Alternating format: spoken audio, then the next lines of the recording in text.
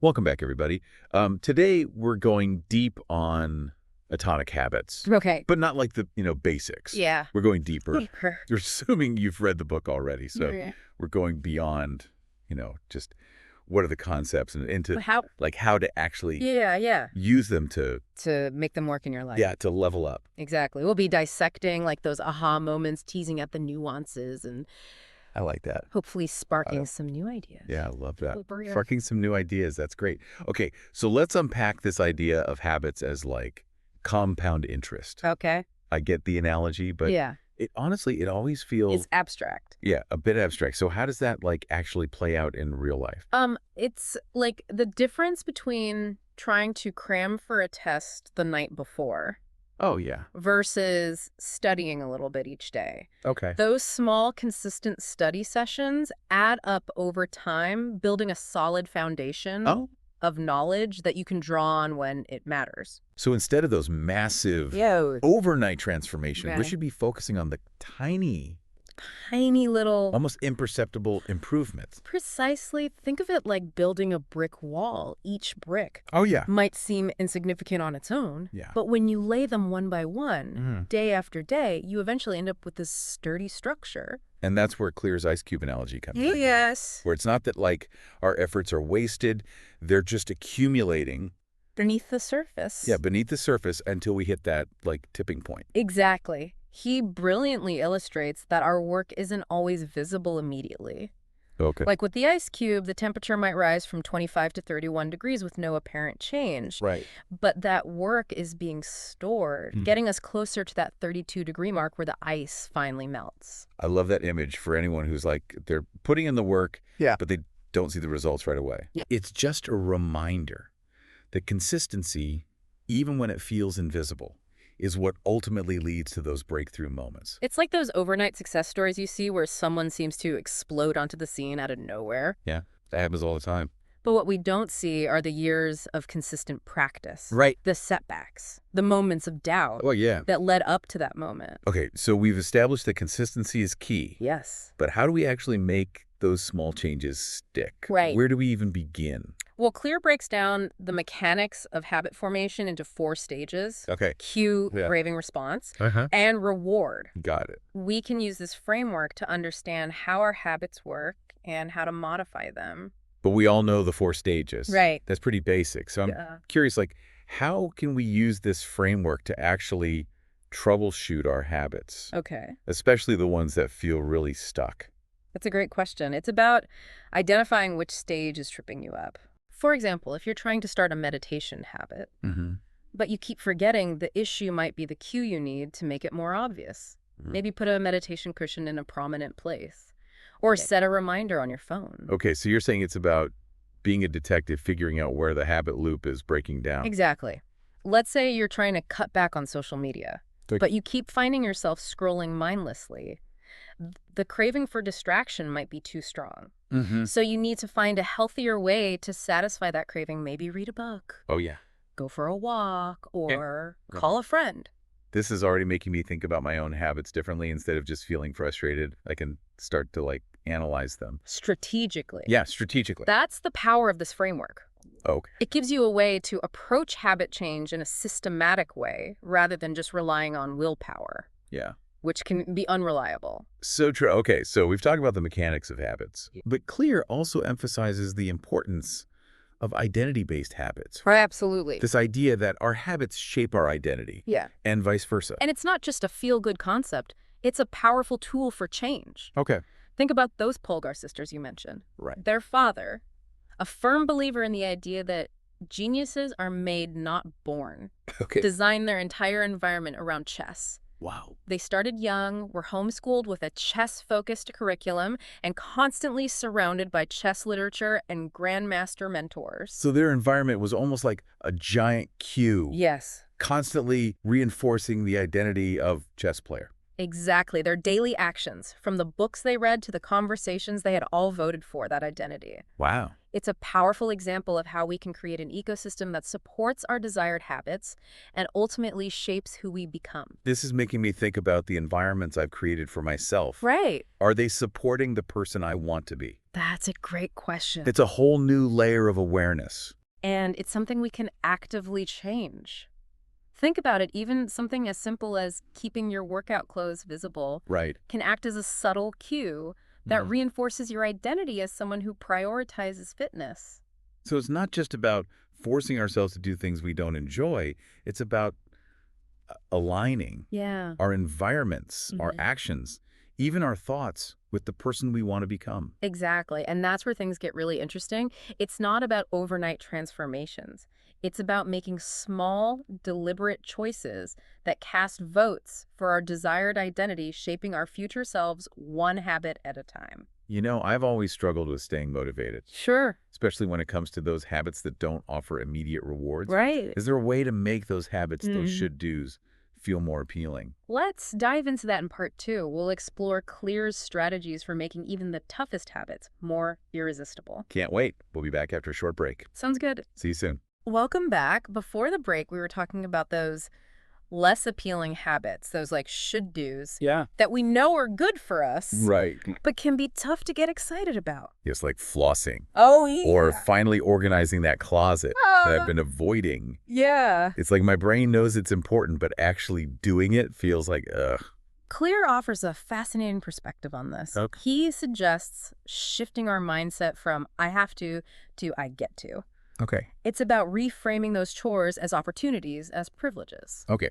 I'm skeptical but intrigued. Okay. How do you actually get to clean a bathroom? It's about tapping into the underlying value of the habit. For example, cleaning the bathroom might not be exciting, No. but it creates a sense of order and cleanliness in your home. It's an act of self-respect, a way of caring for yourself and your space. Okay, so instead of focusing on the scrubbing and the bleach, I can focus on the feeling of calm and peace I get from a clean and organized space. Exactly. Or take exercise. You might not always be thrilled about hitting the gym, Yeah. but you get to move your body, strengthen your muscles, and improve your health.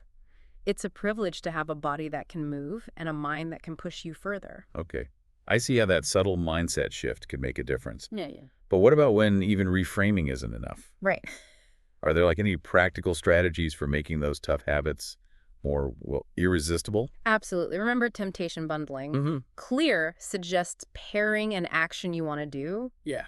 with one you need to do. Right. It's like sneaking vegetables into a smoothie. Okay, we talked about that earlier, but I'm guilty of always picking the want activity and ditching the need. Yeah. How do you actually make it work? Specificity is key. Instead of, I'll listen to my podcast while tidying up, create a rule. I only listen to my favorite true crime podcast while folding laundry. Okay. You're essentially creating a positive association, making the need activity more enticing. Oh, so I'm actually looking forward to the laundry because it means that I get my podcast fix. Sneaky. It's about working with our natural tendencies, not against them. Speaking of which, let's revisit the 2-minute rule. Okay. Remember, it's about making the starting point so ridiculously easy that you can't say no. Right. Break the habit down to its bare minimum. But honestly, sometimes even 2 minutes feels like too much. How do you overcome that initial inertia, especially when you're tired or stressed? Clear emphasizes that motivation often follows action. Okay. We think we need to feel motivated to act, but often it's the act itself that sparks the motivation. Oh, so instead of waiting for inspiration to strike, Yeah. I just need to start, even if it's just for a minute or two. Precisely. Tell yourself, I'll just meditate for 1 minute. Chances are, once you start, you'll find yourself wanting to continue your guesting. The key is to lower the barrier to entry to make it so easy that you can't talk yourself out of it. Okay, that's actually brilliant. But what about when willpower alone isn't enough? Right. We've all been there, starting with good intentions and then losing steam. How do we stay committed, especially when things get tough? That's where commitment devices and automation come in. It's about making good habits inevitable and bad habits impossible. Remember that story Clear shares about the invention of the cash register? Yeah, how that simple invention dramatically reduced employee theft just by, removing the temptation altogether. Exactly. It's about designing systems that support our goals. We can use the same principle in our own lives. For example, if you're trying to save money, Set up automatic transfers to your savings account each month if you want to eat healthier. Sign up for a meal prep delivery service that takes the guesswork out of cooking. Okay, so it's about making those good choices up front when we have the mental bandwidth. Right. So we don't have to rely on willpower in the moment. Precisely. It's like setting your future self up for success, but technology can be a double-edged sword here, right? Oh, absolutely. We've all fallen prey to those one more episode traps on streaming services or endlessly scrolling through social media. How do we use technology to our advantage without letting it control us? Clear advises being mindful about how we design our digital environments. We can use website blockers to limit distractions, unsubscribe from tempting email lists, and turn off notifications that pull us away from our goals. So it's about being the architect of our digital worlds, not just passive consumers. Exactly. And just as we strategically design our physical spaces, we can curate our digital spaces to align with our values and support our desired habits. This is making me realize how much power we have over our environment, both physical and digital. Yeah. But even with all these strategies, there will be times when we slip up. How do we deal with those moments of failure without getting discouraged? That's where habit tracking and reflection come in. It's about noticing our progress, celebrating our wins, and learning from our setbacks. Right. But isn't there a danger of getting too obsessed with tracking, losing sight of the bigger picture? Absolutely. Clear cautions against letting the data become the goal. Yeah. It's about finding a balance, using tracking to motivate us and provide feedback, Okay. but not letting it consume us. So it's about using data as a tool for self-awareness, not self-judgment.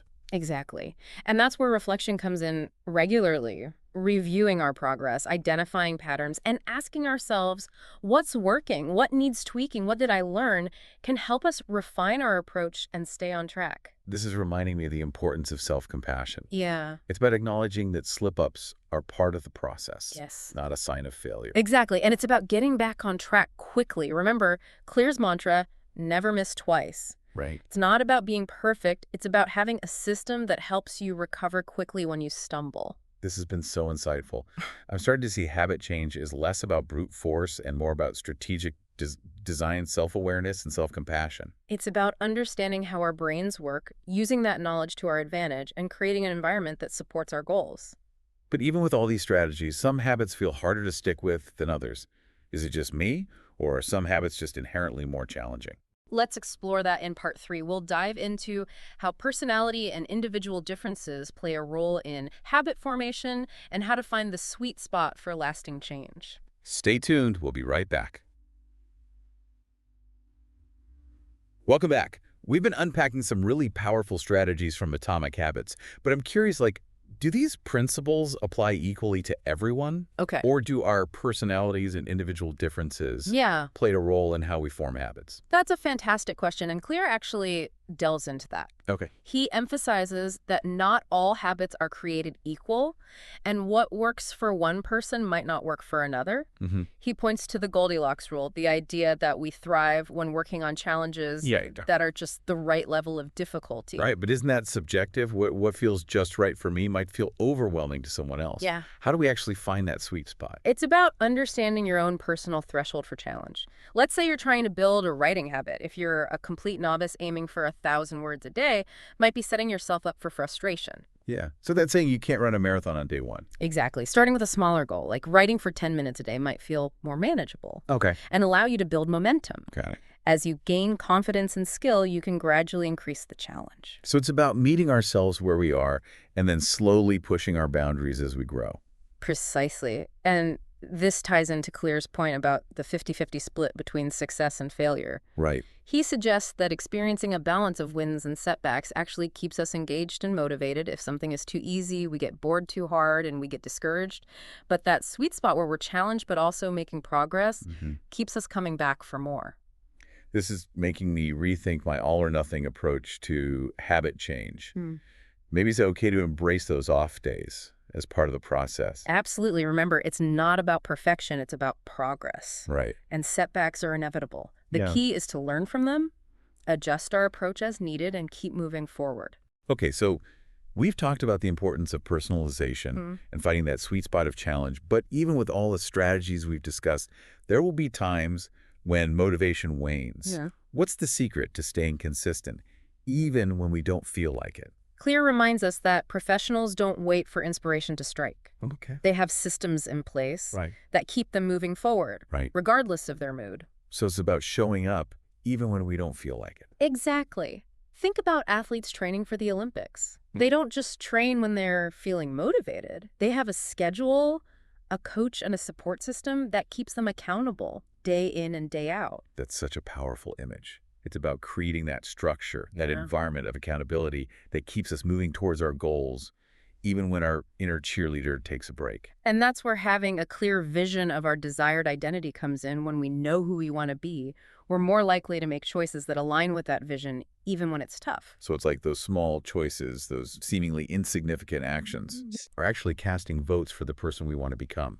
Exactly. And just like compound interest, those small choices made consistently over time can have a profound impact on our lives. This deep dive has been such a powerful reminder that building a better life isn't about massive overnight transformations. It's about those atomic habits, those tiny changes that, when embraced consistently, can lead to extraordinary results. It's been a pleasure unpacking these ideas with you. Remember, the power to change your life lies within you. Start small, stay consistent, and never underestimate the transformative power of atomic habits. What a fantastic way to wrap things up. Thanks for joining us on this journey into the world of atomic habits. We hope you've gained some valuable insights and are excited to start putting these principles into practice. Until next time.